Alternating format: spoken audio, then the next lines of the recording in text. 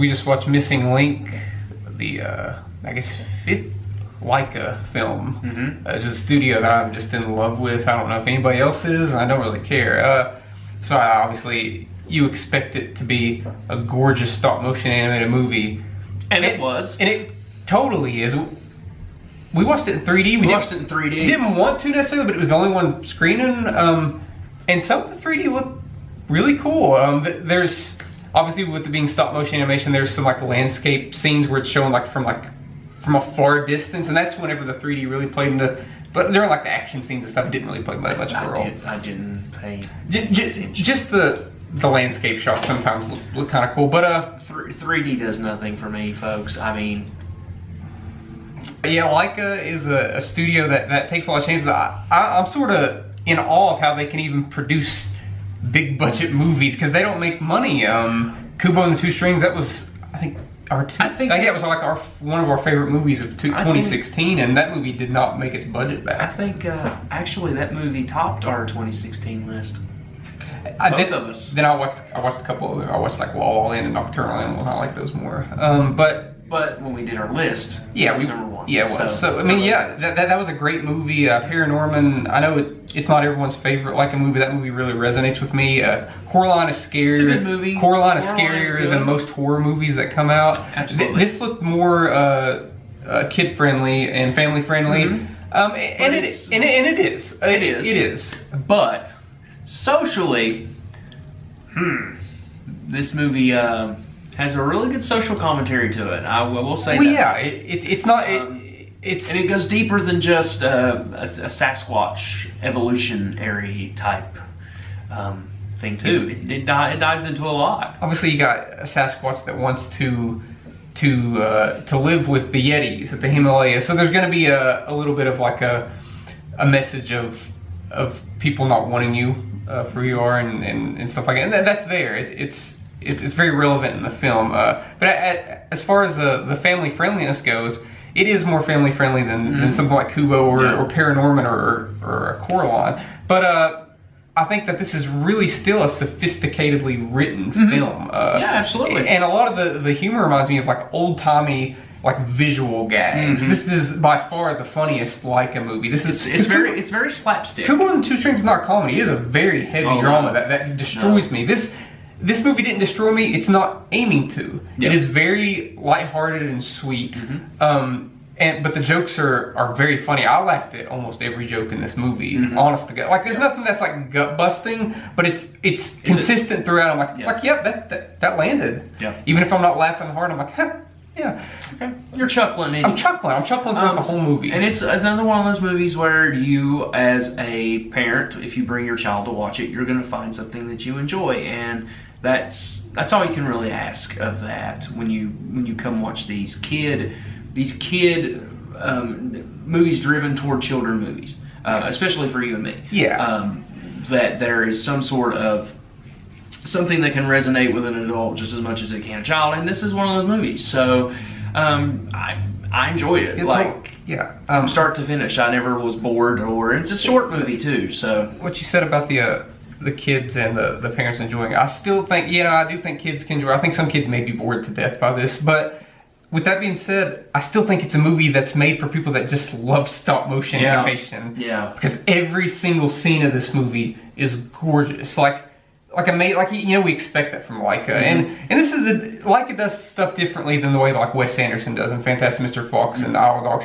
His has a lot of style to it, but his movements of his characters aren't as fluid, and that's the point of his movies. It's getting to a point in these Laika movies, I can barely tell the difference between stop motion and CG. Like if this doesn't get nominated next year for Best Visual Effects, I'll be very disappointed. Like this is just an incredible technical achievement for a visual artistry, amazing, and that alone gets the movie. Gives the movie a pass. If the movie was just visual artistry for 90 minutes with nothing else, I'd be like, yeah, that was good.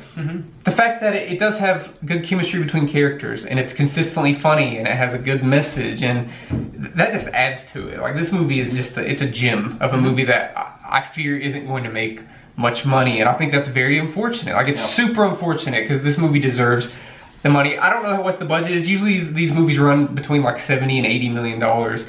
It's just not going to make that, and it is really unfortunate. This is really good, amazing voice casting. Hugh Jackman as a cocky British man who has a pretty good character arc. Zach Galifianakis dialing it down big time.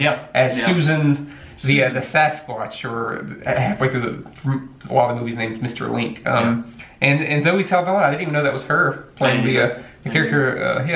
It's just good. It's just really good. It's not good. It's great. You think it's great? It's great.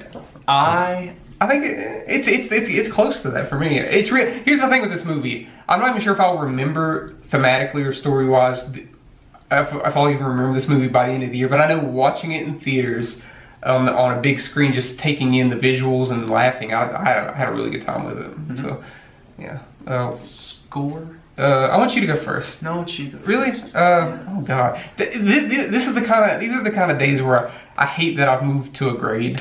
Because I'd rather do like out of 10, because I'm thinking about like other movies that I'd given the same grade as this to, and I'm like, this is kind of better than that, but I can't go that extra mile. But if I had to give it a grade, I'd give it an A-. Okay. Let's say out of 10, it's like a 9. What do you give it? An A. An A. I'll give it an A. I mean, I was considering it. It's one of those movies that you're gonna go in, like you say, you may not remember it by the end of the year, but we're gonna see so many movies. Yeah, in this moment in time, it's one of the best of the year so far. It's really not surprised. I thought I was gonna like it regardless, because I feel obligated to like it because it's Laika and I've liked all their movies, but I was really pleasant. There's so many good set pieces in this movie. Like if you don't take anything away from the plot or the thematical elements, there's like 5 like amazing set pieces. It starts off with an amazing set piece with them searching for the Loch Ness Monster.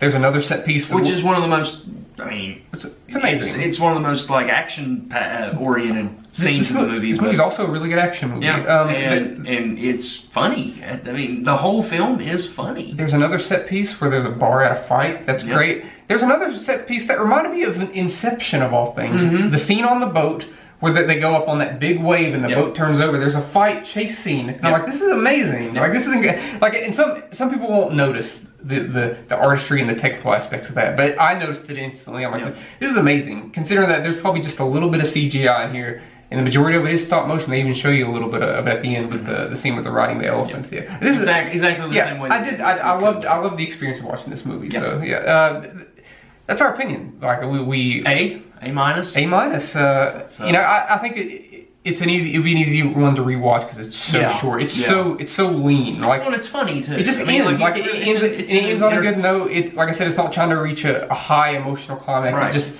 ends at a nice sweet spot, and it's entertaining, enjoyable. Go watch it this weekend. Take the kids. Take a chance on it. They might like it. You know. If not, you're gonna like it. I'd hope so.